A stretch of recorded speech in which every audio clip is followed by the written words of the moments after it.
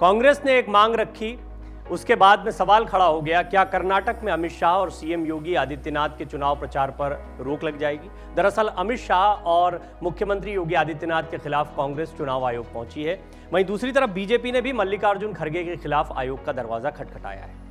आइए अब हम आपको बताते हैं आखिर क्या है पूरा मामला और बीजेपी कांग्रेस एक दूसरे के खिलाफ चुनाव आयोग क्यों पहुंच रहे हैं। दरअसल कर्नाटक में विधानसभा चुनाव के लिए मतदान में 2 हफ्ते से भी कम का समय बाकी रह गया है। राज्य में भाजपा और कांग्रेस का चुनाव प्रचार अभियान चरम पर है। इस बीच दोनों पार्टियों के बीच तीखी बयानबाजी का दौर भी तेज हो गया है। दोनों पार्टियों के दिग्गज नेता एक दूसरे पर जमकर हमला बोल रहे हैं, लेकिन अब यह मामला चुनाव आयोग के पास पहुंच चुका है। एक तरफ कांग्रेस ने चुनाव आयोग से केंद्रीय गृह मंत्री अमित शाह और उत्तर प्रदेश के मुख्यमंत्री योगी आदित्यनाथ को चुनाव प्रचार से अलग करने की मांग की। वहीं दूसरी तरफ भाजपा ने जहरीले सांप वाले बयान को लेकर कांग्रेस अध्यक्ष मल्लिकार्जुन खड़गे को चुनाव प्रचार से रोकने और उनके खिलाफ एफआईआर दर्ज करने की मांग की है।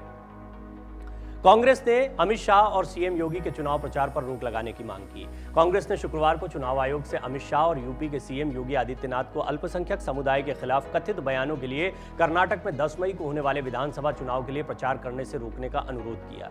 कांग्रेस प्रतिनिधिमंडल ने मुख्य चुनाव आयुक्त से मुलाकात भी की है इसी मामले को लेकर। अभिषेक मनु सिंघवी, पवन कुमार बंसल, मुकुल वासनिक समेत कांग्रेस नेताओं के एक प्रतिनिधिमंडल ने मुख्य चुनाव आयुक्त और चुनाव आयुक्तों से मुलाकात की और चुनाव निकाय से अनुरोध किया कि राज्य में एक समान अवसर सुनिश्चित किया जाए। प्रतिनिधिमंडल ने आरोप लगाया कि अमित शाह और योगी आदित्यनाथ ने कर्नाटक में चुनावी लाभ के लिए चुनाव प्रचार के दौरान झूठे, पक्षपातपूर्ण और सांप्रदायिक बयान दिए हैं। उन्होंने मांग की कि उन्हें राज्य में प्रचार करने की अनुमति नहीं दी जानी चाहिए। उन्होंने कहा कि चुनाव आयोग को इन नेताओं के खिलाफ तुरंत कार्रवाई करनी चाहिए।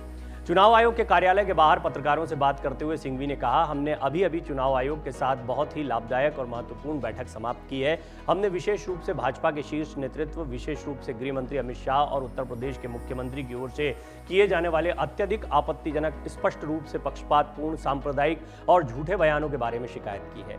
सिंघवी ने कहा, उन्होंने स्पष्ट रूप से अल्पसंख्यक समुदाय के खिलाफ बयान दिए हैं। हमने ऐसे लोगों के प्रचार करने पर रोक लगाने की मांग की है। भाजपा नेता ने भी विषकन्या वाली टिप्पणी पर जो विषकन्या की टिप्पणी की थी उस पर सिंघवी ने बड़ी बात कही है।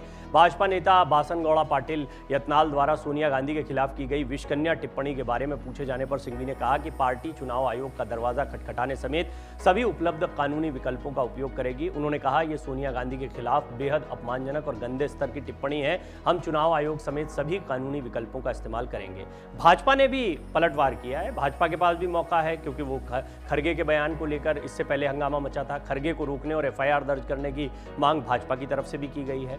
कांग्रेस के बाद भाजपा ने भी चुनाव आयोग से कांग्रेस अध्यक्ष मल्लिकार्जुन खड़गे के खिलाफ आपराधिक मामला दर्ज करने और उन्हें कर्नाटक विधानसभा चुनाव में प्रचार करने से रोकने का अनुरोध किया है। साथ ही प्रधानमंत्री नरेंद्र मोदी पर जहरीले सांप वाले बयान के लिए कांग्रेस अध्यक्ष पर हमला तेज कर दिया है।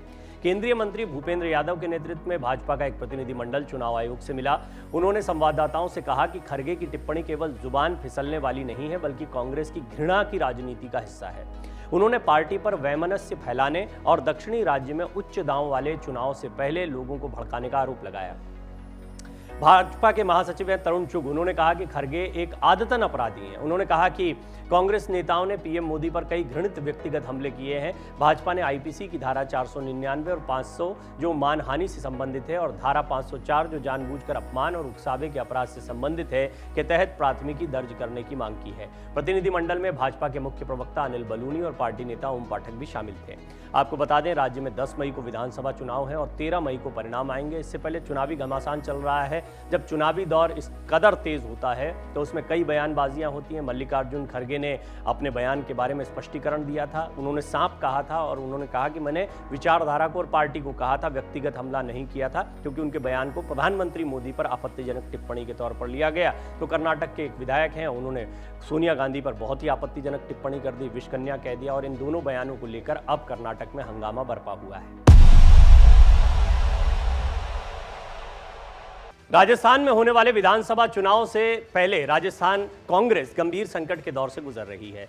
पार्टी के नेता आपस में ही कभी इशारों में तो कभी खुलेआम जुबानी जंग करने से बाज नहीं आ रहे हैं। इस बीच पूर्व डिप्टी सीएम सचिन पायलट गुट के विधायक वेद प्रकाश सोलंकी ने बड़ा दावा करते हुए कहा है कि कुछ नेता चाहते हैं कि पायलट को दरकिनार किया जाए, लेकिन ऐसा करने से राज्य में कांग्रेस सत्ता में वापसी नहीं कर पाएगी।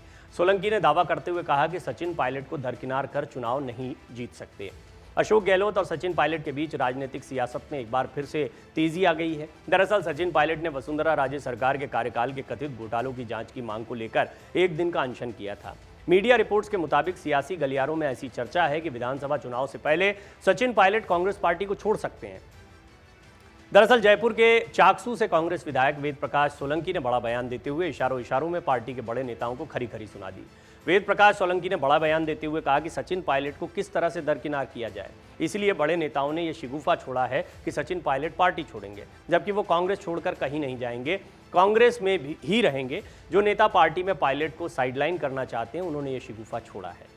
विधायक वेद प्रकाश सोलंकी ने कहा, पायलट कांग्रेस छोड़कर कहीं नहीं जा रहे हैं क्योंकि कांग्रेस के प्रति उनकी निष्ठा है। ये बात वो पहले भी कह चुके हैं, लेकिन कुछ बड़े नेता चाहते हैं कि सचिन पायलट को दरकिनार किया जाए, इसलिए इस तरह का माहौल बनाया जा रहा है। उनके बारे में ये बातें कही जा रही कि वो कांग्रेस छोड़ रहे हैं, जबकि वो कांग्रेस नहीं छोड़ रहे हैं। सोलंकी ने यह भी कहा कि राजस्थान में सबके सामूहिक प्रयास से ही सत्ता में वापसी संभव है, सबको मिलकर ही चुनाव लड़ना होगा। सचिन पायलट को दरकिनार कर चुनाव नहीं जीता जा सकता है। जिस चेहरे पर वोट पड़े थे उसे जब तक सामने नहीं लाएंगे तब तक सत्ता वापसी संभव नहीं है। कांग्रेस विधायक सोलंकी ने अपने बयान में आगे कहा कि मैं पहले भी कह चुका हूं कि जब तक सब मिलकर प्रयास नहीं करेंगे कुछ नहीं हो सकता। सामूहिक प्रयास से ही हम सत्ता में आ सकते हैं। जिन लोगों से सरकार बन सकती है, जिनके चेहरे पर वोट मिल सकते हैं, उन लोगों को आगे लाना चाहिए, उन लोगों को जनता के सामने पेश करना चाहिए। और वो जब तक सामने नहीं आएंगे, जनता भी सब जानती है, ये पब्लिक है, सब जानती है, समय पर सबका जवाब देती है।